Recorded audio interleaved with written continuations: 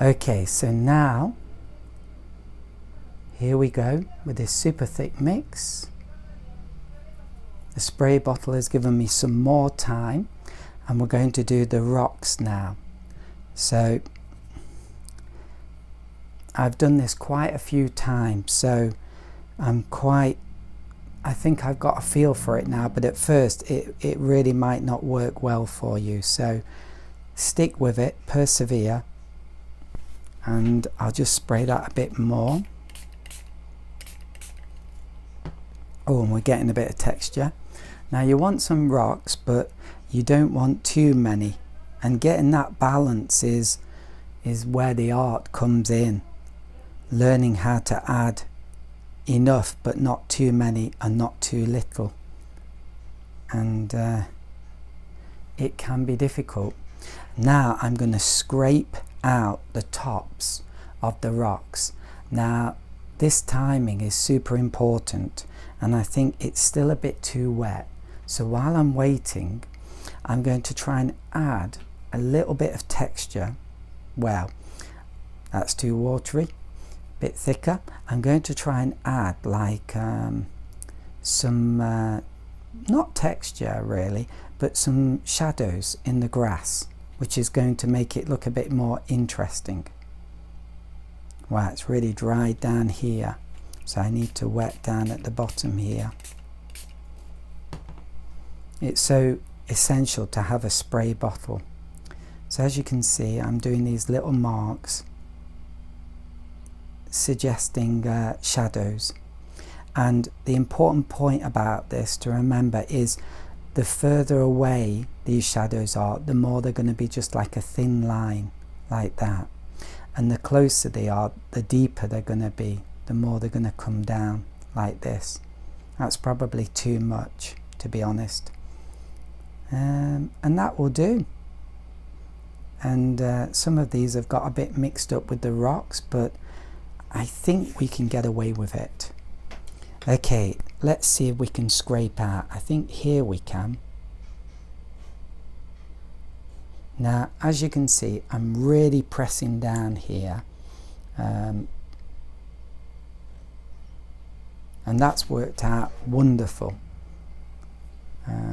It maybe is a bit too regular, so make it a little bit more irregular, and then it also becomes more interesting. And then here too. And you want this variety of thick and thin. So sometimes I'm using the front of my nail for these big fat marks, and then sometimes I'm using the side of my nail for these thinner marks, like that one. And that variety is absolutely essential.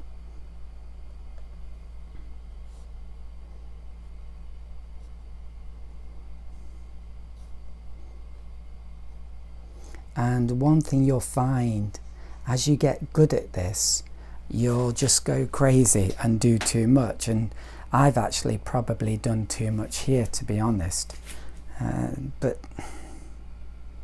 But still, it happens, and I'm quite happy with it. It looks quite good. It might be a good idea. You've got to remember, these are rocks in the grass, so you want an uneven bottom to them. It needs to be uneven. Right, that's actually grass there, doesn't matter. And I think we're getting very close to the end of this picture. Yeah, there we go. Oh, it's turned out much better than I thought it would. I'm a little disappointed with the sky, to be honest, with these rough edges. You do get them, but I wanted something a bit more nicer looking than that, but it still works. A final thing we could do is some birds. So get the liner brush, and then maybe over here, one, and that's not perfect, but you can leave it like that because it works. Two, and then one more. street. Didn't quite work out there, so what I do is I just do that. Well, people probably won't notice. It's a bit thicker than I wanted, but there we go, good enough. And there we go, a nice countryside scene with a fir tree. Please have a go and have some fun. Happy painting.